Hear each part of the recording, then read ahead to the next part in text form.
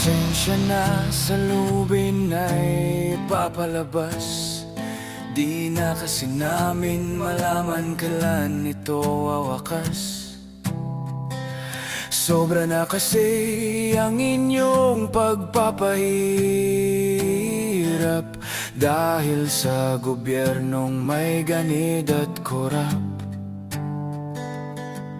Di na namin matiis ang pagdurusa at tinagpis. Resulta ito ng inyong pagmamalabis. Kapangyarihang hawak mo ginamit sa masama. Kaya tuloy kawawa at lumok na itong ating bansa.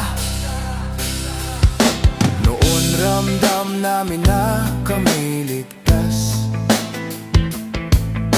Maayos ang gobyerno, serbisyo at batas.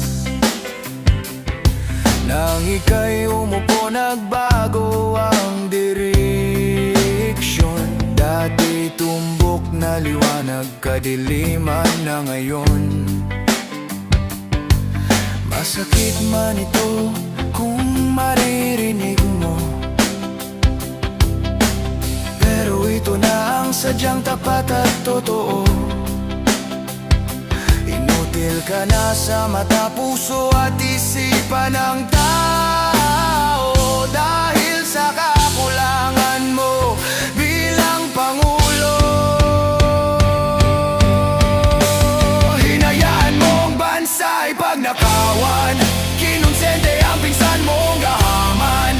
Ninakaw, nilustay pera nitong bayan na para sana sa magandang kinabukasan. Iba ang aming nakikita sa iyong sinasabi, dahil baliktad lahat ang mga nangyayari. Bago ka umupo, tong bansa'y kay sigla ngayon matamlay na dahil sa inutil mong pamamahala. Inihalal ka ng mga tao upang kayo ay makabawi.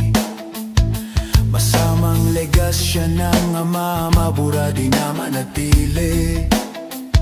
Subalit bakit iba ang iyong landas na tinahak? Di noble kasama ng ama, bansa'y pinahamak. Korupsyon naging talamak, trilyon ang ninakaw. Komunista sa pamahalaan, hinayaan mong makisawsaw.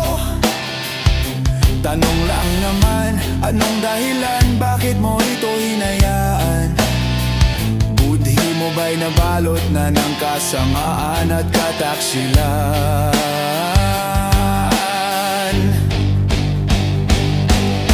Hindi rito nagkataon na parang aksidente,